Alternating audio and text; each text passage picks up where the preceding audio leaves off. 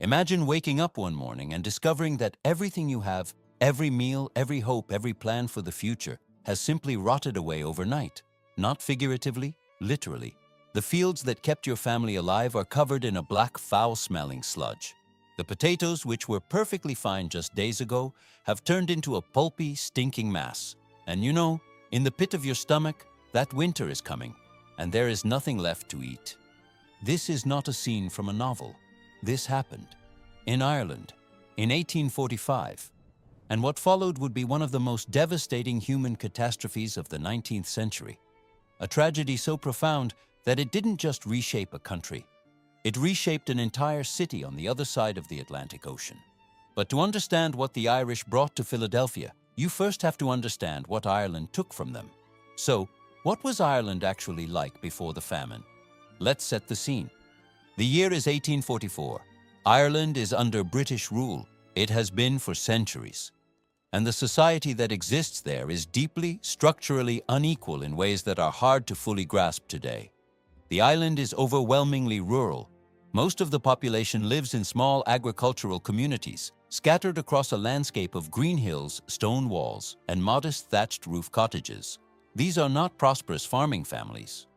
The vast majority of Irish Catholics, and we're talking about most of the population, are tenant farmers. They rent small plots of land from landlords, most of whom are Protestant and English-speaking, many of whom don't even live in Ireland at all. They're absentee owners collecting rents from thousands of miles away through local agents. And here's where it gets really important. These plots are tiny. We're talking about less than an acre in many cases. Just enough land to grow food for a family, and almost nothing more. These families had very little cash. They paid their rent, and they survived. That was essentially the deal. And what did they survive on? One crop. One single crop. Almost exclusively, the potato. Now, before you think that sounds too simple to be catastrophic, consider this. The potato was not just food. It was a complete nutritional system. A diet of potatoes, combined with buttermilk when available, actually provided most of the vitamins and calories an adult needed to function. Historians estimate that in many parts of Western Ireland, the average adult was consuming between 4 and 6 kilograms of potatoes per day. Every single day. The potato had been transforming Irish demographics for decades. Population growth had been dramatic, from about 4 million people in 1800 to over 8 million by the early 1840s. The land could support all of these people largely because of that one crop. And then, in the summer of 1845, a microscopic water mold called Phytophthora infestans arrived in Europe, likely carried in shipments of potatoes from North America. What happened next is something historians still find difficult to fully convey. The blight spread with terrifying speed. Farmers who walked out to their fields in the late summer of 1845 noticed the leaves of their potato plants turning black, collapsing, giving off a horrible stench. When they dug up the tubers, the potatoes crumbled in their hands, soft, discolored, inedible. In some regions, up to half the harvest was lost that first year. The second year was worse. In 1846, the blight returned with even more ferocity. This time, an estimated 3/4 of the entire potato crop failed across the island. People who had managed to survive 1845 by selling whatever livestock they had, by pawning their clothes and furniture, by relying on charity, they had nothing left, nothing at all. What followed between 1845 and 1852 is known in Irish as an Gorta Mór, the Great Hunger, and that name carries real meaning. Because what killed people wasn't just the absence of food, it was an entire system of neglect, economic ideology, and political indifference colliding with a natural disaster. The British government's response was shaped by a prevailing economic doctrine that deeply discouraged direct food distribution to the poor. There were public works programs. Starving men and women were paid a pittance to build roads and break rocks in the open Irish countryside, in the rain, in the cold, while consuming far fewer calories than the work demanded. Soup kitchens were eventually established, but they came too late for hundreds of thousands. Meanwhile, and this is a fact that has fueled Irish anger for generations, food was still being exported from Ireland throughout much of the famine. Grain, livestock, butter, all of it continued to leave Irish ports, bound for England. even as people died of starvation in the countryside. The extent to which this could have been stopped and what it morally meant remains a subject of deep historical and political debate. But the image of food leaving a starving country is one that embedded itself in Irish cultural memory forever. The human toll is almost incomprehensible. By the time the worst years had passed, approximately 1 million people had died from starvation, from diseases that ravaged bodies weakened by hunger, typhus, dysentery, relapsing fever, cholera. Entire families were wiped out. In some western counties, entire villages simply ceased to exist. And between 1845 and 1855, somewhere between 1.5 and 2 million people left Ireland. They sold everything they owned, furniture, farm tools, livestock, the clothes off their backs, to scrape together the fare for a ship crossing. Mothers kissed the soil before boarding. Children were told they would come back someday, even when everyone knew they wouldn't. Many of the communities that lost their people never truly recovered. The 1841 census counted over 8 million people living in Ireland. By 1901, that number had fallen to about 4 million. Ireland is the only country in Europe whose population today is still significantly lower than it was in the mid-19th century. That fact alone should tell you something about the scale of what happened. And where did those millions of people go? Many went to Canada, many scattered across Britain, some went to Australia. But a significant and enormously consequential number, hundreds of thousands, crossed the Atlantic to the United States. And among the American cities that would receive them, absorb them, be changed by them, Philadelphia stood out as something unique.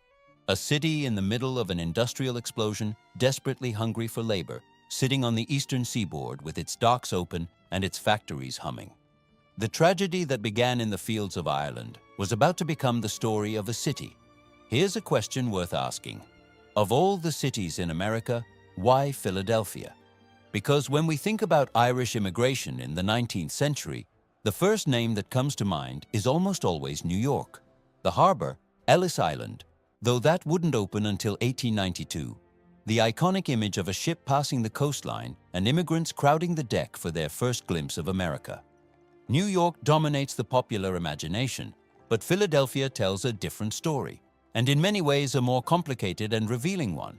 To understand why hundreds of thousands of Irish men and women chose Philadelphia, or were chosen by it, which is perhaps more accurate, you have to understand what that city was in the 1840s.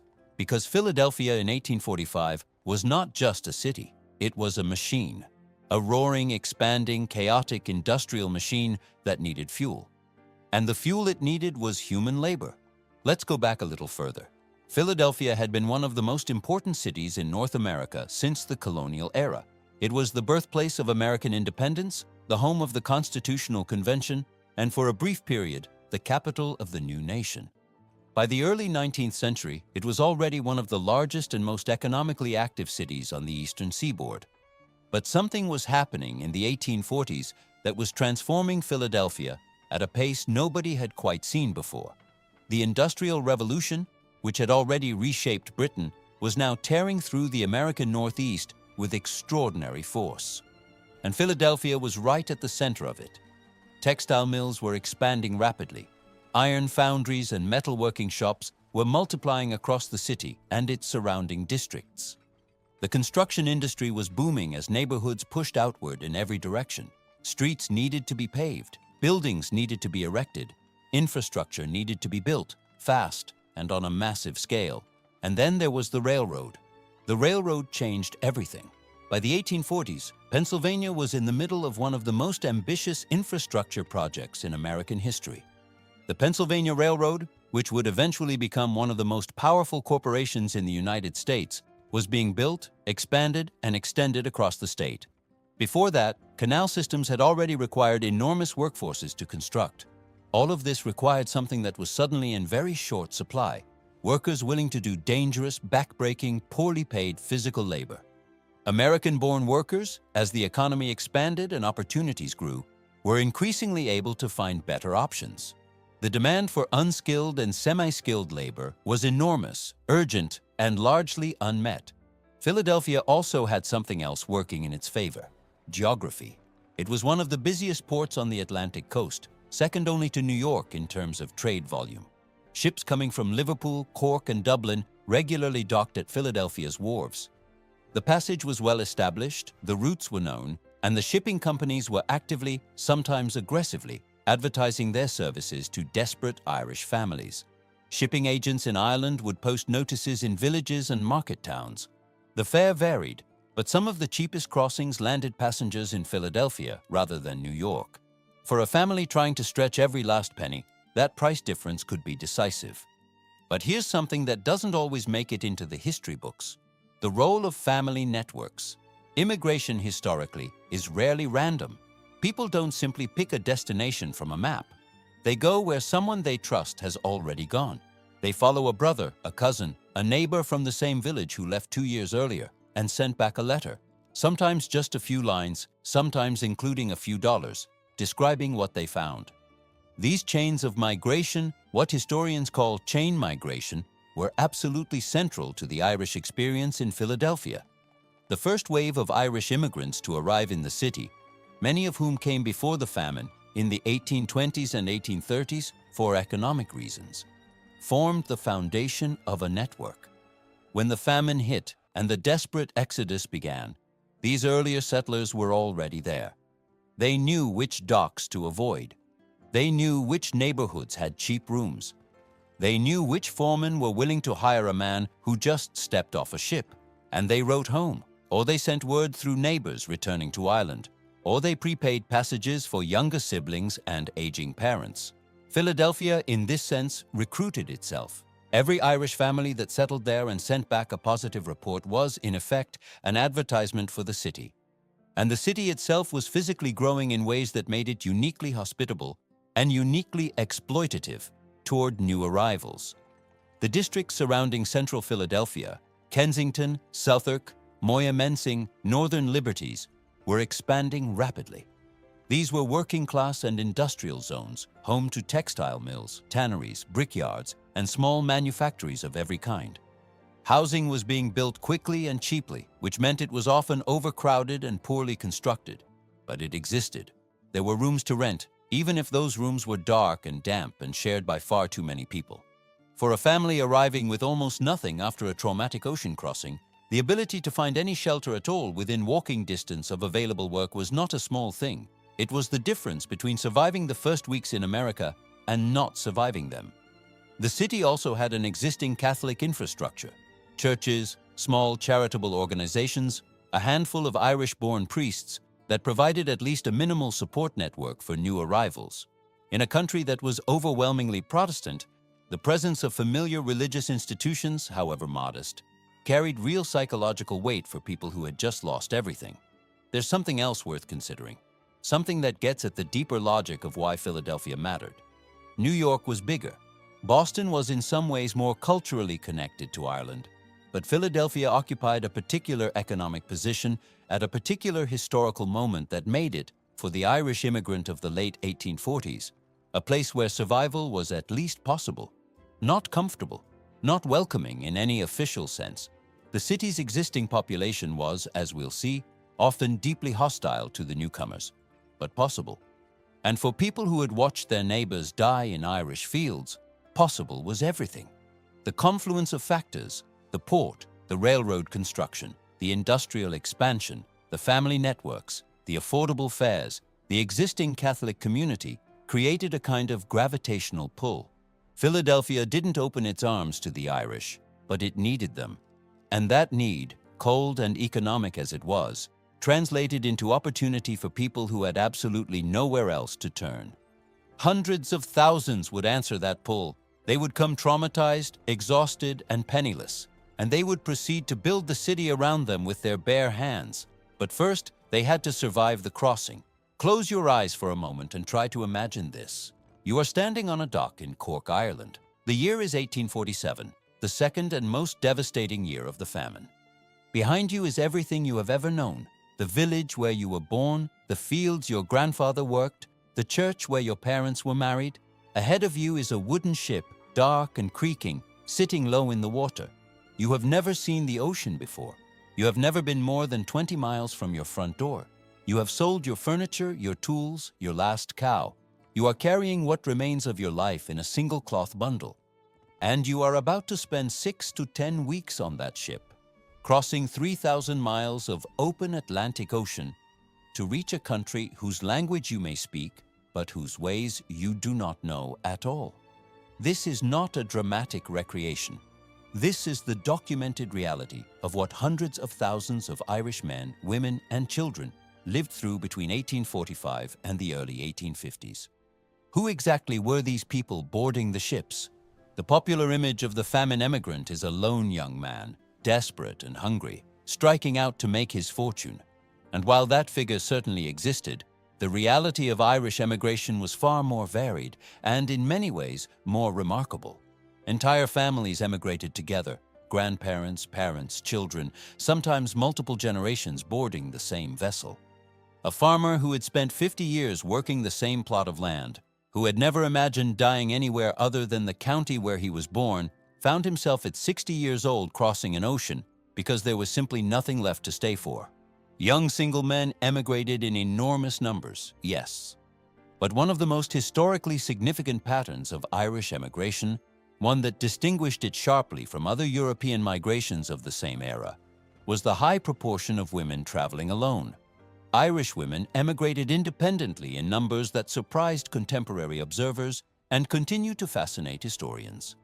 Young women in their late teens and 20s left without husbands, without fathers, without brothers as escorts. They traveled alone or in small groups of female companions bound for a country they had never seen, with the intention of finding domestic work and sending money home to keep their families alive in Ireland. This was not common in Italian emigration or German emigration or Polish emigration of the same period, but Irish women did it in extraordinary numbers. And when they arrived in Philadelphia, they would become one of the most economically important segments of the immigrant community, working as domestic servants, laundresses, seamstresses, and factory hands, sending remittances back across the Atlantic for years, sometimes decades. Then there were the ships themselves. And here, we need to be honest about something that the history books sometimes soften, but that contemporary witnesses described in language of pure horror. The vessels that carried most famine emigrants across the Atlantic were not passenger ships in any modern sense of the word. They were primarily cargo ships, timber carriers that had delivered wood from Canada or the American Northeast to British and Irish ports and were returning across the Atlantic anyway. Shipping companies discovered that they could pack human beings into the empty cargo holds for the return crossing and charge a fare. It was efficient. It was profitable. And it was, by any reasonable standard, inhumane. These ships became known in the grim folklore of the famine as coffin ships. The name was earned. The holds were fitted with rough wooden bunks, sometimes in multiple tiers, with so little space between them that a grown man could barely sit upright. Hundreds of passengers might be crammed into a space designed to hold a fraction of that number. Ventilation was minimal. In rough weather, the hatches were sealed, and hundreds of people breathed the same stale, fetid air for days at a time. Light barely penetrated below deck. The food provided to passengers was often insufficient and sometimes inedible. Water was rationed. Cooking facilities, when they existed at all, were primitive and dangerous. Passengers who had brought their own food supplies, dried biscuit, oatmeal, whatever they could carry, fared better than those who had nothing left after paying the fare. And then the diseases came. Typhus was the great killer of the coffin ships, spread by body lice, which thrived in the crowded, unwashed conditions of the holds. Typhus burned through ship populations with terrible speed. A vessel might leave Cork with 300 passengers in reasonable health and arrive in an American port weeks later, having lost dozens to fever. In the worst cases, the dead outnumbered the living. Dysentery followed close behind. Cholera appeared on some crossings. Relapsing fever, known to the Irish as famine fever, weakened passengers who had already arrived at the dock in a compromised state after months of food deprivation. The statistics from individual voyages are haunting. The ship Larch, which sailed from Sligo in 1847, lost 108 of its 440 passengers before reaching Quebec. The Avon lost 136. These were not exceptional cases. They were part of a documented pattern across hundreds of crossings during the worst famine years. Families who had managed to stay together through the famine in Ireland were sometimes torn apart on the crossing. A father who had survived 2 years of near starvation would die of typhus 3 weeks from the American coast. A mother who had sold her last possession to buy her children's passage would not live to see them arrive. Children who had never known a world without hunger would arrive in Philadelphia as orphans.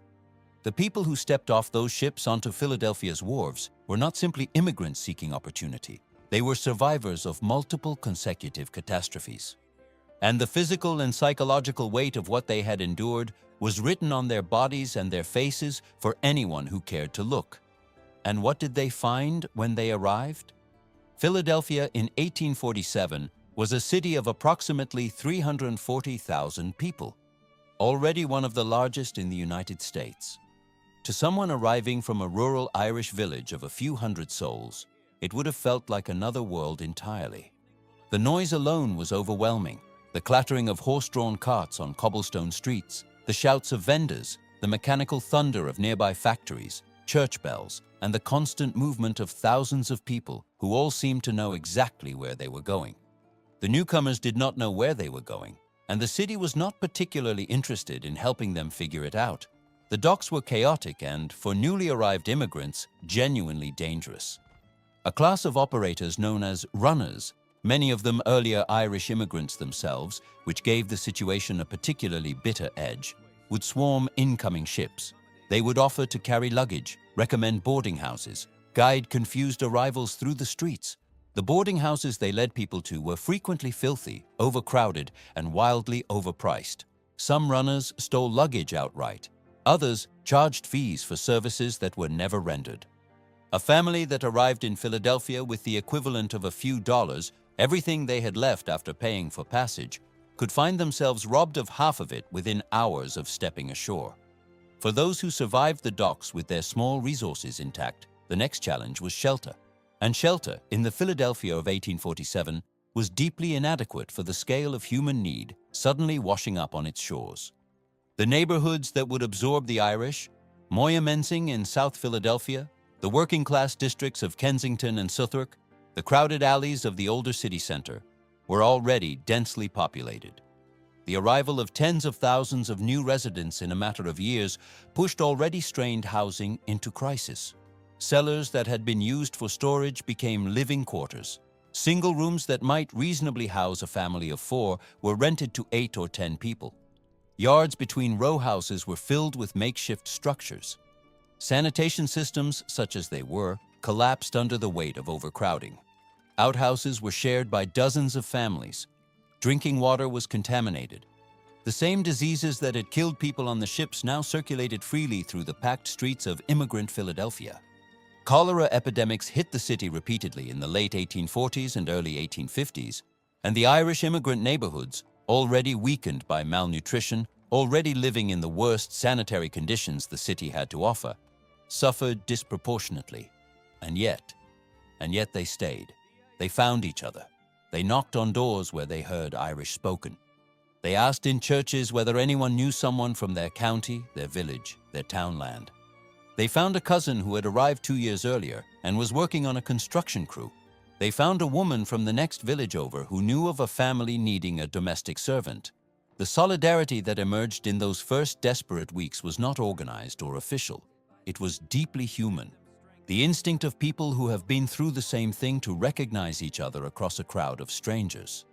It was built on shared language, shared faith, shared trauma, and the simple, urgent need to survive one more day in a city that had not asked them to come and was not making their presence particularly easy. From that fragile, improvised solidarity, something extraordinary would eventually grow. But in those first weeks on Philadelphia's streets, survival was enough. Survival was everything. Here is something that rarely makes it onto the monuments, the plaques, or the official histories of great American cities. The streets you walk on, the bridges you cross, the railroads that connected a nation, the neighborhoods that gave Philadelphia its character and its soul. Much of it was built by people who arrived with nothing. People who were told, sometimes literally in writing on signs posted outside factory gates, that they were not wanted. People who were mocked in newspapers, caricatured in political cartoons as violent and ape-like, and treated as something less than full human beings by the society they were helping to construct. The Irish built Philadelphia, and Philadelphia, for a long time, did everything it could to make sure they knew they didn't belong there. That contradiction between the labor that was desperately needed and the people who provided it being simultaneously despised is one of the central tensions of this story. And understanding it is essential to understanding how the Irish community in Philadelphia not only survived, but eventually transformed the city entirely. Let's start with the work, because the work was everywhere, and it was brutal. The moment an Irish immigrant man arrived in Philadelphia with any physical capacity for labor, he entered a world defined by dangerous conditions, low wages, and almost no legal protections. The industries that needed workers the most were also the industries most likely to kill or maim them. Canal and railroad construction was the defining physical labor of the era. The expansion of the Pennsylvania Railroad system, one of the most ambitious infrastructure projects in American history, consumed thousands of Irish workers throughout the late 1840s and 1850s.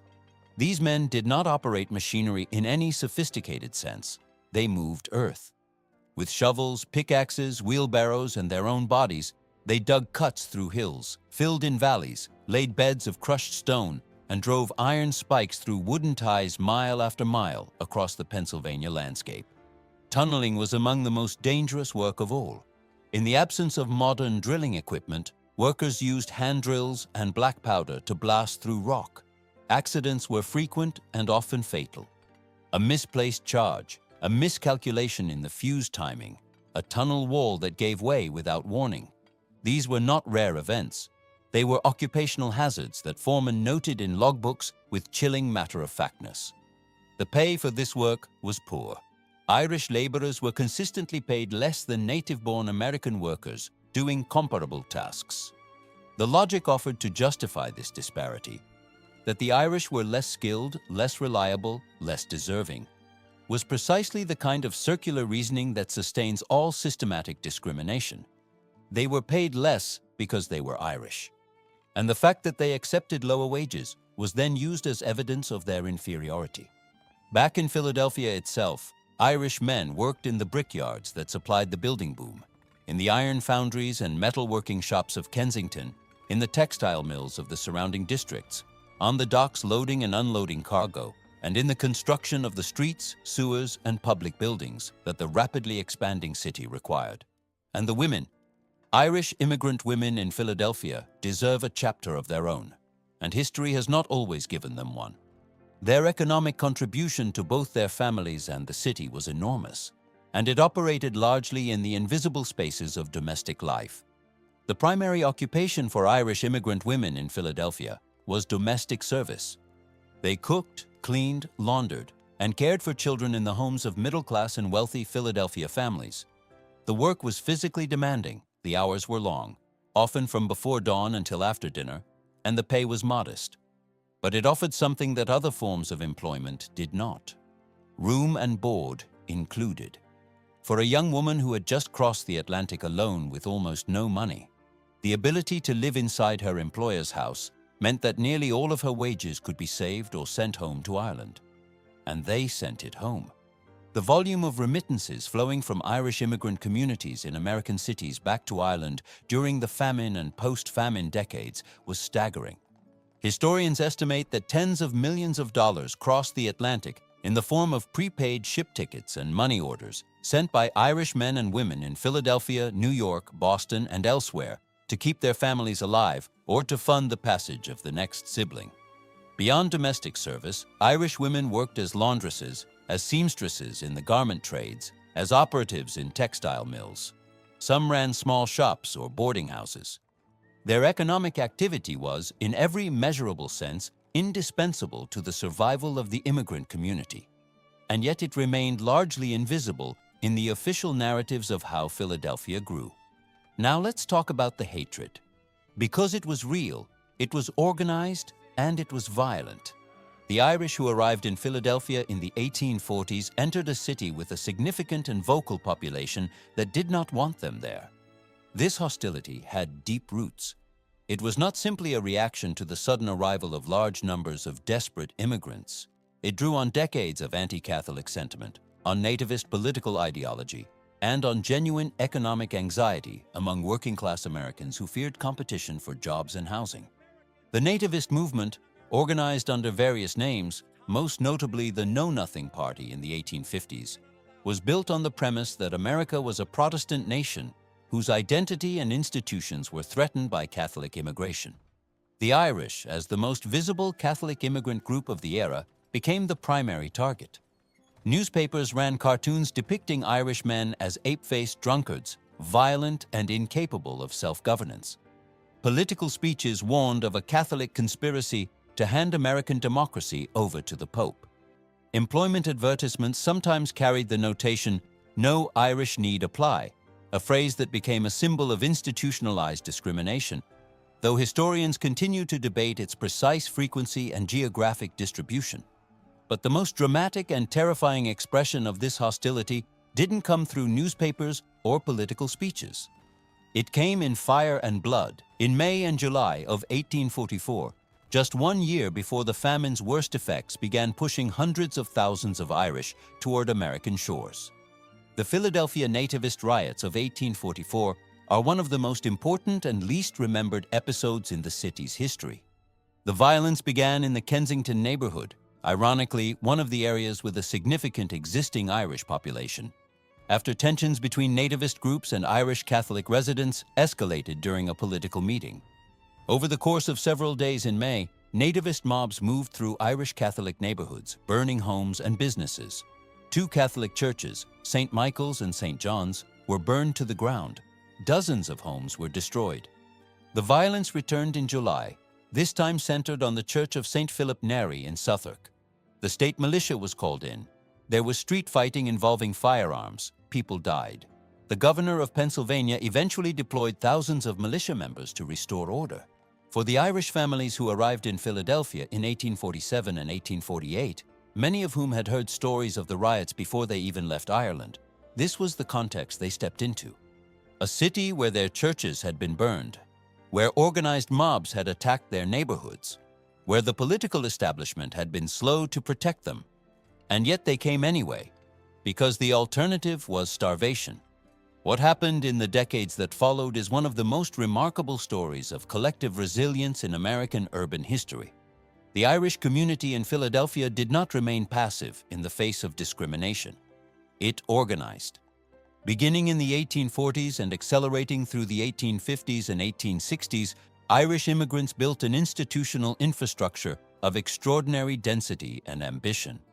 The Catholic Church became the architectural and spiritual center of this world. Parish by parish, the Irish community of Philadelphia funded and built churches, not modest chapels, but substantial stone structures that announced permanence and belonging in neighborhoods where they had been told they didn't belong. Around those churches grew networks of parochial schools, charitable societies, orphanages, and hospitals. The Church of St. Patrick, the Church of the Assumption, and dozens of other parishes became the organizational backbone of Irish Philadelphia. Alongside the church, Irish men began entering politics. The Irish community had one enormous political asset: numbers. And in a democratic system, numbers translate into votes. Irish political organizing in Philadelphia began modestly, ward-level alliances, support for sympathetic candidates, but grew steadily through the second half of the 19th century into a formidable political force. Irish-born and Irish-American men entered city government, the Democratic Party machine, the police force, the fire department, and eventually the judiciary. The same generation whose fathers had been refused skilled employment began to produce policemen, firefighters, school teachers, civil servants, careers that offered stability, respect, and a foothold in the middle class that the famine generation could never have imagined achieving. And the culture survived. St. Patrick's Day celebrations in Philadelphia grew from small community gatherings into major civic events. Irish music filled the pubs of Kensington and Southwark. Gaelic sports organizations formed. Fraternal societies preserved connections to the old country while simultaneously forging a distinctly Irish-American identity, one that was neither fully Irish nor fully American, but something new that belonged to Philadelphia in a way that no other city could claim. So what do we take from all of this? 1 million people died in Ireland so that others could leave. Those who left crossed an ocean in conditions that killed thousands more. They arrived in a city that needed their labor but refused them dignity.